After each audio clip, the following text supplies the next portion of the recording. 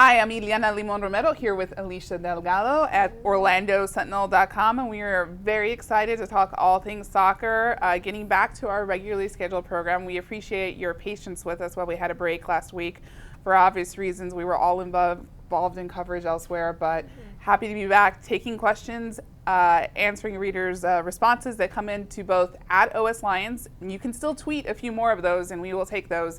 We're also on Facebook Live today, which is very exciting, and we're looking forward to taking some questions from there. So, Alicia, it was quite a week. Very emotional, very challenging. Yes. Take us back through the Orlando City game and what that experience was like there at the stadium. The Orlando City game was really emotional for everybody. If you missed it, you missed a lot. They had a lot of tributes to all of the victims that were lost in the Pulse nightclub shooting, and they were planned throughout the stadium. I actually went down beforehand, before the game started, and stood in the lower bowl to just get the feeling of everybody there and what was happening. It was intense and emotional. People there were laughing and crying at the same time. They honored the first responders before the game. They had the fans sing the national anthem, which was incredible. And they also stopped live play for the first time in MLS history in the 49th minute for a moment of silence. And throughout the entire game, you could see the 49 rainbow-colored balloons floating in the section, the second-tier section that they blocked off in honor of the victims. So it was emotional for everybody. Not exactly the result the team was hoping for. They were hoping to send everyone home with a celebration, a huge celebration and a victory, and in the last seconds, the game was tied 2-2. So the players were a little down afterwards, but I didn't really get that feeling among the crowd. I talked to some fans after the game, and they were not disappointed in the players and the performance. They were just happy and grateful for the opportunity to come together as a community and have something to smile and cheer and celebrate for. Absolutely. Orlando Pride was playing at the same time, an equally emotionally draining time for them. They really felt like the team name and everything that the club represents meant that they needed to step up and really deliver and give a strong performance. Unfortunately, they came out a little bit flat. I think the week took a toll on them. They were, however, very moved by the fan support. It was a sold-out crowd when they played at the Washington Spirit. There was a logo painted on the field. Both teams, just as they did for the men's team, both of the sides on the women's team came out wearing Orlando United t-shirts. The players were just so touched by that. There were so many people in the crowd with banners, signs, everything supporting Orlando. And then they also stood and applauded in the 49th minute for the victims, those who died in the attack. So I think the Pride came back just feeling really touched by the experience as well. Even though they were on the road, they still got quite the reception. So we are switching back now. Their clubs are going through a tough transition, but they are attempting to get back and completely focus on soccer and see if they can deliver those wins for their home fans. So we're going to start taking questions. Again, you can still send them to @OSLions, and then you can also still send them in on Facebook Live. We're looking forward to hearing from you. We're going to start with a good one first. Okay. A favorite, Cal Mierdo, Meared's Beards. Did you see his response of why his beard? He used to have a beard. Okay. So Friends call him Meared's Beard. Meared's Beards. Okay, well, Meared's Beards. First question up. Injury updates on Darwin Soren and Kaká. What can you tell us about where they're at right now? Nothing a whole lot different from where they were last week. They're still day-to-day. Kaká's now back in Orlando training with the team. They're not quite sure if he'll be ready yet for the weekend. It's a little early in the week to tell for these players that are still working on their recoveries. We know that Rafael Ramos will be good to play this weekend. He sat on the bench as, a precaution last week, but he would have been able to play if called upon. But as for Soren and Kaká, they're still day-to-day. They're going to be evaluated over the next few days and see where they stand and if they're ready and okay to play. Seems like they've had some time to progress, so it seems promising, but I guess we'll see. Yeah. Next one, another question from Meared's Beards, Cal Mierdo. Is Leanne Sanderson really on the move? This is a question that we've heard from quite a few people. Right, yeah. So it started, the rumor is online that there's a trade in the works to the Western New York Flash. And the club cannot confirm or deny that, but she did not travel with the team to the game, and she was not at training this morning. So it's possible that something is in the works. It was listed as a coach's decision for her not to participate in that game, that she was not injured. So it certainly does seem to be pointing in that direction. We're going to be on top of this, though, because we know how much of a fan favorite she is, and she was huge this past week, an advocate for the gay community. So we know a lot of people care, and we're on top of it. We will continue to follow. So, again, keep checking at OS Lions, OrlandoSentinel.com. That's where you're going to see all the updates, confirmed use. We will get it to you as soon as it's available. All right, next question from DeGuru. And I should know this because we tweet at each other all the time. But anyway, DeGuru9, I'm sorry if I mispronounced it. Sure, it has already been asked, but clarification or update on Sanderson's tenure with the Pride. So we touched on that already. Right. Appreciate that. I still think that regardless of what ends up happening, she's had a huge impact with the club and will continue to be a big part of it. Moving on to the next question. David Reborn, Hate a Gate is the handle. And this is kind of a two-parter. So I want to read these two tweets together. What are we doing with our third DP slot? And my question was implying Roches's tag. So Brian Roches, who's been loaned down to OCB for the season, yet has not been playing much. Right. I think that obviously Roches did not pan out the way they were hoping to. So I don't think you're going to see much change anytime soon, like super soon. If they want to make any moves, they're certainly going to lose a lot of money on him. So I think trying to work out a way to maybe recoup some of that loss and see what they can do with him, see if he pans out, if he gets better. The injuries have set him back, so that's still something that's up in the air. We're not really sure about. Yeah, I think you can infer from his lack of playing time with OCB over a period of time during which his injury issues should have been resolved, that there's challenges and that it just may not come together. Now, the silver lining, I think, for Orlando City and for fans is that he was a young DP, so it's slightly less. The impact is not the same as maybe a full slotted DP slot. Yes, so thank goodness. And so you have to see who on an international market might be interested in him. He had a lot of development opportunities before, so obviously he hasn't been a factor for the MLS squad, and we do not see that happening. I don't foresee that happening in the future anytime soon. All right. Next question, Steve McGriff, at McGriff_Steph. Excuse me, Steph McGriff. I apologize. So next question is, two questions, please. With Seren returning, where does that leave Carrasco? And then again, we have another Leanne Sanderson question. So I believe we've addressed Leanne Sanderson. Let's go with Darwin Seren. If he returns, where does that leave Servando Carrasco?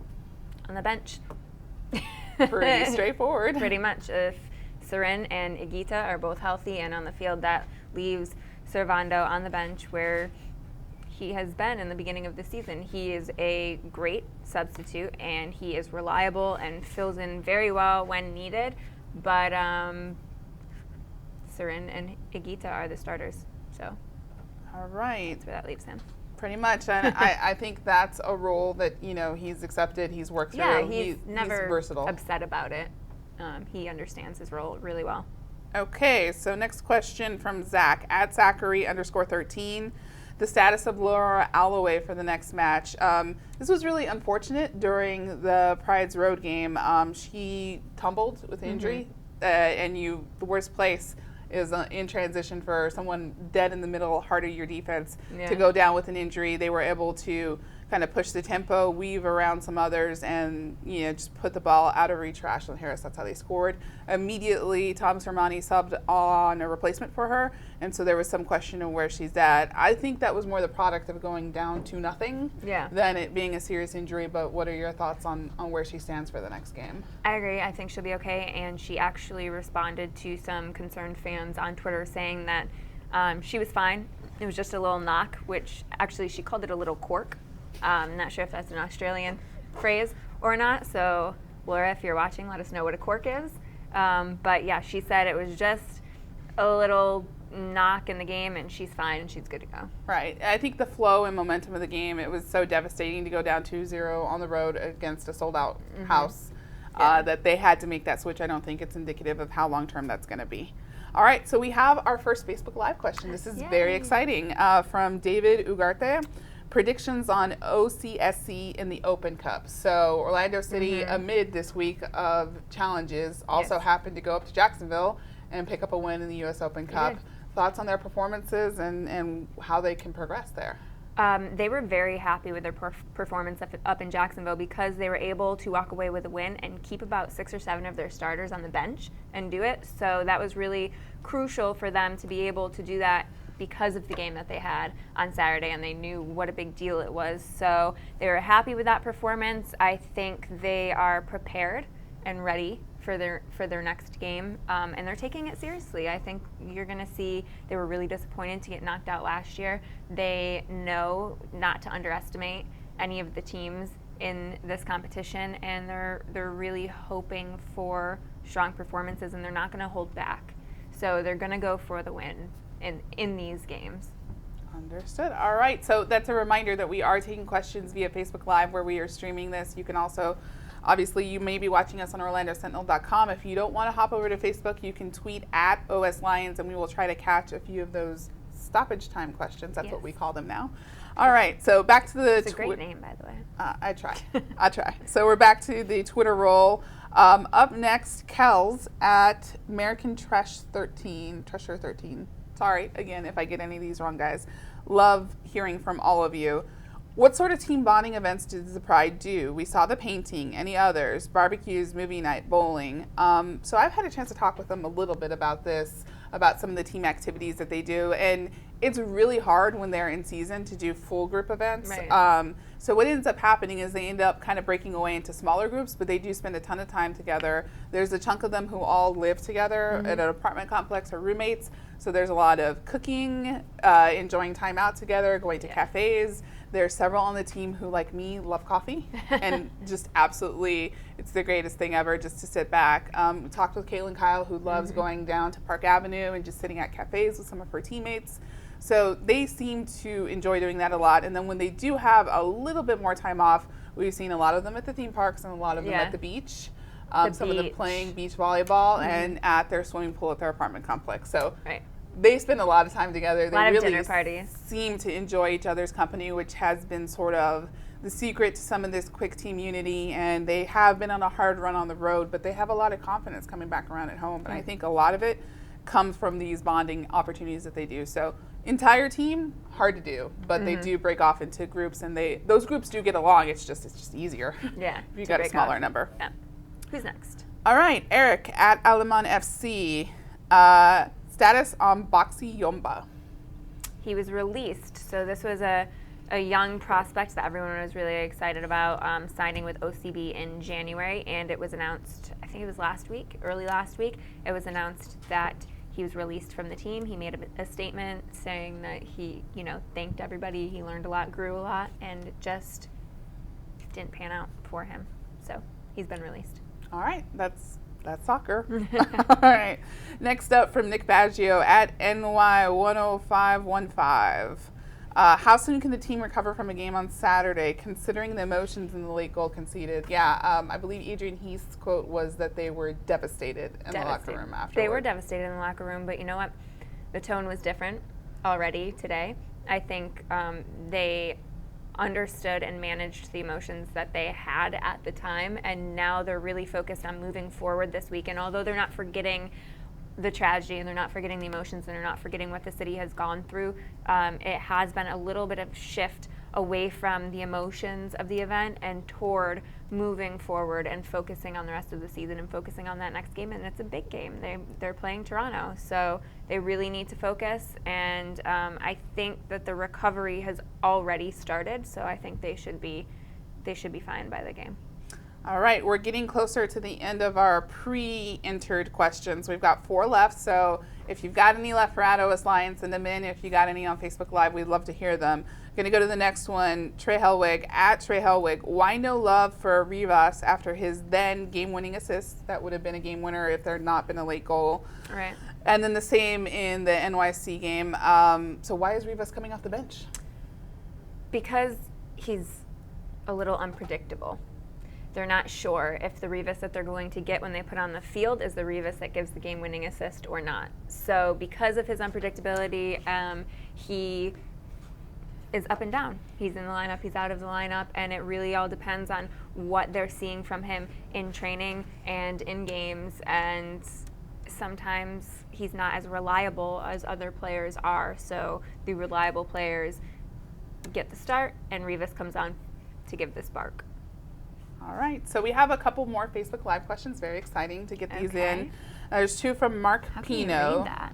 I think this handwriting is excellent from Sean Pitts, our extraordinary videographer. I don't know what you're talking about. It looks like a Sean is an doctor's awesome note. video editor. I'm also fluent in this kind of writing, Okay. and so it's all good. Mark Pino, very excited. So his second question is one we kind of touched on, what's going to happen to Roches and his DP spot, but I'm more curious about the second part of that. The DP spot, do you expect anything to shake free anytime soon on that, or is this more of a long-term thing that Orlando City is going to need to recoup money on if they can? Is it going to take some time, or should people expect anything right now? I think they need to recoup money on it when they can, but I don't know that they're going to sit and wait a very long time to do that. It's hard to say. Okay. It's really hard to say at this moment where they stand, but I think that they would wait and try to recoup a little bit money on it, at least a little bit longer. Okay, so we'll see where that comes together. That's just another one that's a long-term issue. It all depends on the interest that they're getting in him as well. So, which I'm not sure what their thoughts and any offers that have come in at this moment, but that should become clearer as it gets closer. Okay, so we got another one from Mark. How important is it to win against Toronto FC on Saturday? Limited opportunities for points as the season winds on, and I think Adrian had talked about too many draws, no more draws. Way too many draws. So leading the league in draws. So how important is it to get a victory at home? It's really important to get a victory at home. Yes, they haven't lost at home yet, but they also haven't won a whole lot at home either. So it's hugely important. They don't want to. They were coming out of a slump. That 6-game slump that they had. They were coming out of it right before the break. They had the break. They rested. They worked hard. They spent time with family. They came back together as a group, and they were carrying that momentum and the emotion of the city with them into this game. And to get another draw, it was a blow. So they need this win. They need the confidence. They need the points, because now they're even lower in the table than they were going into it. And when they went into the game last week, they were tied with 3 other teams. And so, their position could have been a lot higher or lower, but now they're only tied with 1 team, and I think they're 8th in the table. So they desperately need the points. They desperately need the confidence, and they got to get it done. Silver lining is there in the East, and that there's a chance if you get on a run, particularly without a ton of people, it looks like being called up for the Olympics, you have an opportunity to get on a run and maybe get hot. A couple wins could swing the momentum entirely. Yeah, absolutely. All right, so next few questions from Twitter. This is a fun one. OPOC at Catley S. Harris. Catley S. Harris, I'm sorry. I'm like trying to say the last name all together, but I think it's Catley S. Harris is my guess. Who knows? Let us know if you do have a preferred pronunciation, by the way. But at OS Lions, which stadium do you enjoy traveling to? You've had lots of interesting opportunities so far this year. Do you have a favorite? Is there like a top couple? Right. So, I've had a lot of good opportunities, but not a whole lot. I've gone up to the Northeast quite a bit. Going to Yankee Stadium is always fun, but not my favorite soccer stadium. I think the soccer-specific stadiums I've been to, Philadelphia, New York Red Bulls, and Kansas City. I like the Red Bull Stadium. Ooh. I do. I like it because when you walk into the Red Bull Stadium, it's the Red Bull Stadium. It is just red walls everywhere, red carpet, a big statue of a bull. The players huge on the walls. It's very Red Bulls. So I like that. I like seeing their identity when you walk in and feeling like this is their home and this is where they are. So I liked that. Very good. I think it's very interesting. I think the people in Sporting Kansas City will try to show you that they are awesome because they take great pride. It was beautiful. And we'll see if we can get you Maybe eventually. It's just the red. It gets you. Yeah, it does. Yeah. And they're really engaged and they were very fired up. The times that you've been there happen to be at high emotional points for the team and you could just hear the supporters. That even translates from watching on TV, and hopefully we'll get you to the Northeast so that you get to, the Pacific Northwest, so you get to sample that sort of flavor, which I've heard is unbelievable. Of course, my favorite stadium I've been in was Gillette Stadium. Okay. I was wondering how you were going to get away with, as a Red Sox fan, calling Yankee Stadium one of the better places to go to. No, I said it was cool. And cool experience. To be there, yeah. Cool. Okay. All right. So next question is from Chris at Orlando County SC. AJ Suarez, that's I think how you pronounce it. Mm-hmm. Any truth to the rumors? No. No truth to the rumors. Let's give some context for some people who don't know what the rumors are. How about that? He trained in Orlando last week, and so of course rumors flew that they were chasing after him, and just no. Nope. Okay. No. He's no longer there, but a lot of people are taking the sign that he's no longer training with them. I've seen this, taking that as a sign that we're not interested, but players come in to train and they stay for about a week typically and leave anyways, regardless of if the team's interested or not. So I wouldn't say that's the sign that they're not interested, but he was just in town training, and I think with OCB a lot because he wasn't with the first team in many of the practices that I saw, and just no okay. truth to the rumors. So we've had quite a few visitors come through, just to put it into context for people. There have been quite a few for Orlando City, some like the Beast, work out and stay, but others, just come through, pass through, and that's it. And the same with the Pride. Did you see some people today who came through to visit Pride training as well? Player-wise, I've been told that, this is going to bring up the Leanne Sanderson thing again, but her girlfriend was released from her team, Sky Blue, and was in town just working out with them. And there's no plans for her to sign with Orlando, but she was in town, so she works out with the team to stay fit, and a lot of athletes do that when they pass through town. Yeah, it's a great training opportunity. You've got various pitches that are in tremendous shape, and it doesn't hurt for the team to have an extra person in the mix that they can work with. So, all right, it wouldn't be a show if we went through too many shows without getting this next question about Adrian Heath. This one came from Pedro Enriquez, and it looks like it was from our Facebook Live, so we love getting these questions. Yay. Thank you so much. Keep them coming if you'd like. Is Adrian Heath's job in jeopardy? Could he be sacked before the end of the season? There's always a chance he could be sacked before the end of the season. It depends on how the season goes. But as far as right now, in this moment, in the next few weeks, I don't think his job's in jeopardy. All right. So, I think run a play if they lose a bunch. Anybody's on the line, of course. But it seems like it's not imminent at the moment, that week to week we're not sure. So, I think Adrian was very upfront at the beginning of the preseason, just saying, look, this is the challenge. The goal is the expectation really is to make the playoffs. Right. So if they don't make the playoffs, that's going to be a problem. Yes. All right, another Facebook Live question. Travis Jordan, will Kaká be back Saturday, and what's up with Kaká? I think this is two separate questions. We kind of touched on it's to be determined whether he'll be back, but what's up with Kaká? He has had several injuries this season. What's up with Kaká? He has had a few injuries this season. I think he's getting older. It's true. But he is taking good care of himself, and part of the reason why you see him out for longer extended periods of time this season is because they have the players to hold the team together when he's not there, whereas last year they might have pushed it and put him back in the lineup a little bit sooner than they really wanted to, maybe before he was 100%, because they needed him and they didn't have depth and they didn't have anybody else that could be on the field. But this season they feel more confident with the depth, more confident with the lineup and the players that they have, so they're really letting him recover from these injuries and take as much time as he needs to feel 100%, not even an ounce of doubt before he returns and gets back on the field. And part of the reason for that seems to be his long-term investment. Right. He is committed to going the full run of his contract, so this is a year where he wants to get to the playoffs, but the long-term goal is a championship. Yep, and he wants to stick around for next year. He wants to be, he wants to, like you said, fulfill his contract and win a championship with the team, and he likes it here. He just wants to be at 100% when he's on the field, and he doesn't want to risk, with his age, he doesn't want to risk going out on the field too soon when he's not feeling at his best and then possibly worsen the injuries.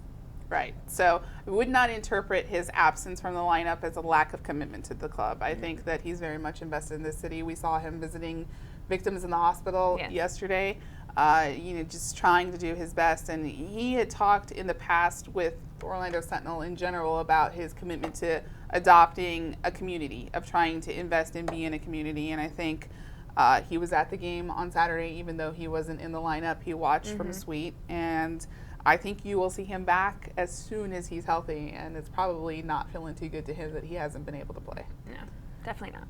All right, so I'm looking around. I'm not seeing any other, but I'm going to let Alicia check one last time for any stoppage time questions before we look ahead to what seems to be a very big week for both of these teams. We've got 2 Orlando Pride games this week, oh my goodness, and an Orlando City home game. It's quite a few. It looked like in our Twitter stream we had a few people trying to answer questions for us. But so we have a response from OPOC. She pronounces her handle Catlese Harris.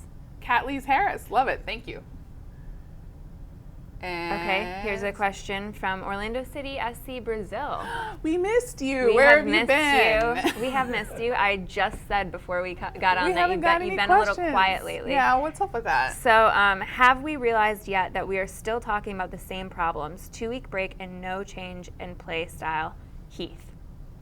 So Adrian Heath not approving of his style of play. I got to say, with a coach who's all in and who knows that making the playoffs or not making the playoffs is going to determine his job security, I would hope that the club would let him play how he wants to play. Right. And I think he has ultimate control to decide and figure out, and tactically he knows what's on the line, and right now they're invested in him. And I think you can't be halfway. You can't second guess and ask a coach not to be what he is and meddle too much, because that's just not going to get you anywhere. So curious your perspective on.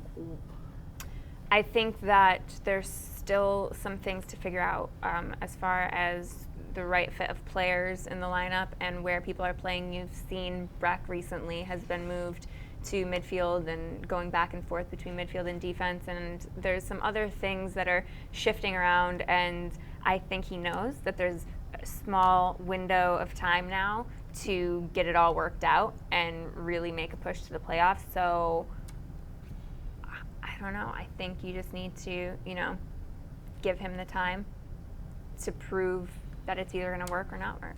Yeah, this is the coach. He's been given till the playoffs to make the playoffs. If he doesn't make the playoffs, then you'll get your changes most likely. Yep. But for now, he gets to make the calls. All right, let's see if we have any more people. I think people are just going back and forth between each other. Yeah, they're having a conversation on our feed, which is awesome. Feel free to do that anytime that you want to, but if you've got any more questions, definitely let us know.